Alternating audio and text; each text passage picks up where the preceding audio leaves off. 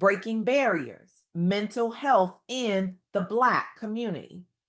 When I was growing up, my grandmother had this saying that's etched into my soul: if you can see it, you can fix it.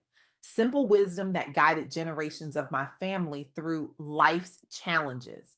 But today, I want to talk about what happens when we refuse to see something, when we deliberately avert our gaze from pain that's too uncomfortable to acknowledge. I recently had the extraordinary privilege of interviewing Petronellah Bensen, a revolutionary force in mental health advocacy whose work transcends continents.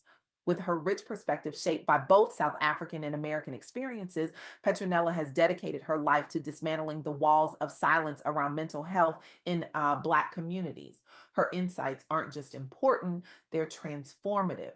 They're literally saving lives in spaces where mental health conversations have historically been taboo.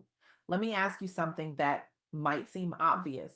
If you broke your arm tomorrow, would you wait 3 years to see a doctor? Would you hide that broken arm from your family, tucking it away like a shameful secret? Would you feel a deep sense of personal failure for having fractured a bone? Of course not. Yet, when it comes to our mental health, particularly in Black communities, that's precisely what happens every single day. The stigma isn't just real, it's suffocating. The silence isn't just uncomfortable, it's deadly. During my illuminating conversation with Petronella, three critical insights emerged that I believe can fundamentally transform how we approach mental health in the Black community forever. First, mental health stigma remains a formidable barrier, preventing countless individuals from seeking care until conditions deteriorate beyond recognition. Second, addressing mental health requires exactly the same process as physical health: assessment, diagnosis, collaborative treatment planning, and ongoing monitoring. And third, cultural competence isn't optional, it's essential, with a desperate need for more Black mental health professionals who understand our unique lived experiences. These aren't abstract academic concepts, they're matters of life and death playing out in our communities right now. Let me share with you what's happening on the ground. During the height of the COVID-19 pandemic, Georgia behavioral health professionals launched an initiative that revealed stark truths about our community's relationship with mental health. Black Americans were facing a perfect storm of barriers: financial obstacles, deep rooted cultural stigma, and a severe shortage of Black mental health professionals who could truly understand their experiences. The pandemic brutally exposed what many had long known, but few would publicly acknowledge. Black Americans were dying at disproportionate rates, and vaccine hesitancy wasn't just about misinformation, it was fueled by generations of medical mistrust born from historical atrocities. This healthcare crisis was further compounded by socio-political traumas like George Floyd's murder, which intensified discussions about systemic racism's devastating impact on our collective mental well being.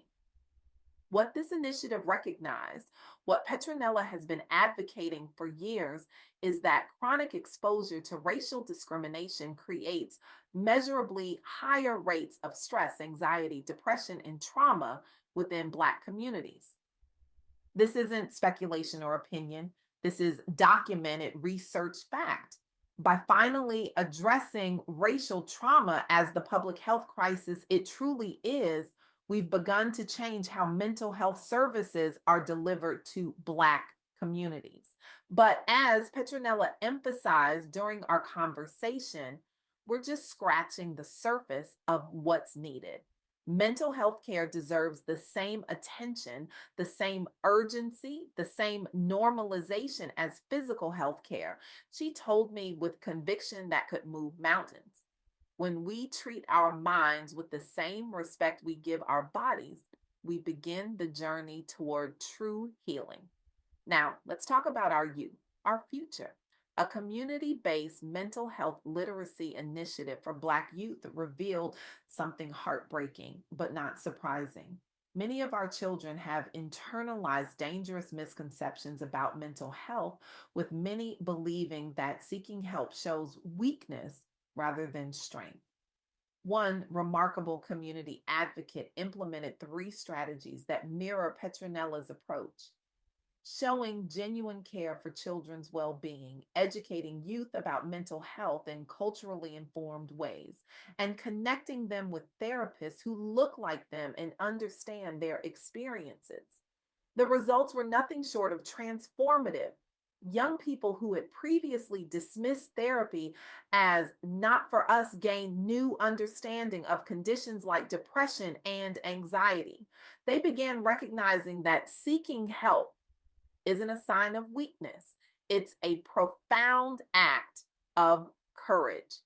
Many of these youth had expressed heartbreaking sentiments like nobody cares about me and displayed clear symptoms of mental health conditions without recognizing them as treatable medical issues. But through education and culturally appropriate care, they experienced breakthrough moments, those light bulb realizations about their conditions that led to questions about treatment options rather than shame and silence. This is precisely what Petronella fights for every day, creating spaces where our community, especially our vulnerable youth, can recognize, name, and treat their mental health challenges without the crushing weight of shame or stigma. As Maya Angelou so powerfully said, there is no greater agony than bearing an untold story inside you. For too many in our community, mental health struggles remain untold stories, festering wounds that never heal because they're never exposed to light. But the tide is turning. At the 2025 Policy for the People virtual health webinar on Black mental health, stakeholders from across the nation came together to address systemic barriers that continue to prevent many Black individuals from accessing mental health care. Despite growing awareness of mental health issues, patients of color continue to experience overwhelming challenges accessing care, with legislative policies historically restricting access to certain forms of support. The webinar successfully brought together stakeholders to address the urgent need for improved access to culturally competent care. What's significant about this effort and what aligns perfectly with Petronella's vision is that it began shifting the conversation from individual responsibility to systemic solutions that can reduce disparities in mental health care access and quality. This shift is crucial because for far too long, the narrative in our communities has been just pray about it or be stronger, or perhaps most damaging of all, Black people don't get depressed.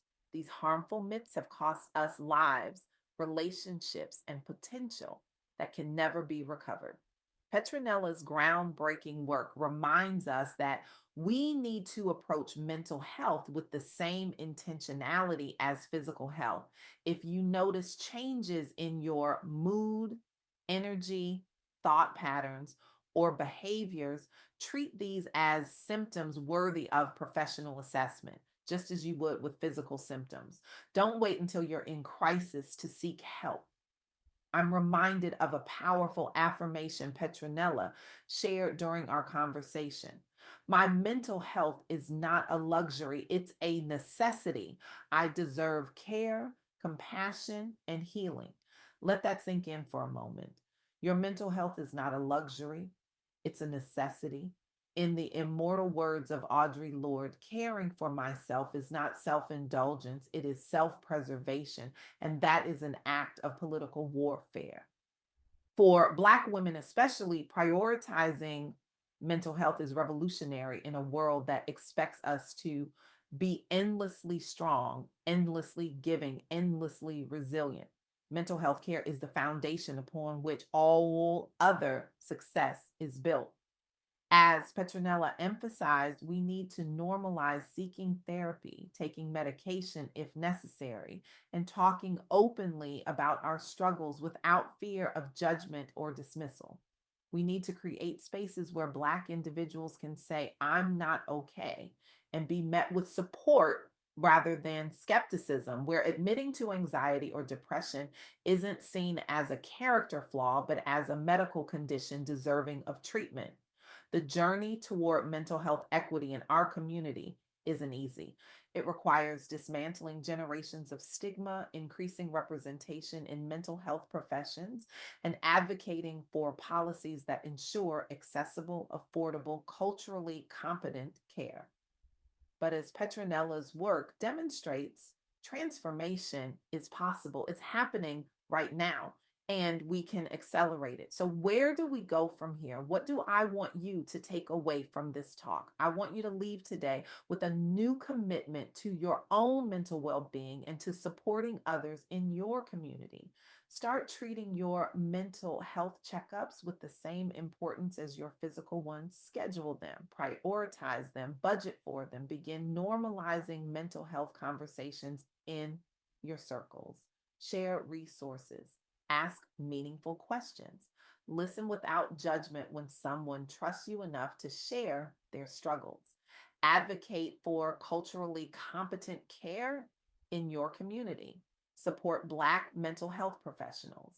Demand better from institutions that serve our communities. And remember this truth that Petronella has dedicated her life to spreading. Seeking help isn't weakness, it's wisdom. It's recognizing that you deserve to live not just a surviving life, but a thriving one. As I conclude today, I want to share one final insight from my conversation with Petronella that struck me to my core. She said, when we heal ourselves, we heal our ancestors. When we break the cycle of silence around mental health, we free not just ourselves, but generations to come. That's the revolutionary power of the work Petronella is doing. That's the transformation we can all be part of. That's the future we must create together. One where mental health in the Black community is no longer shrouded in shame, but embraced as an essential component of our collective well being.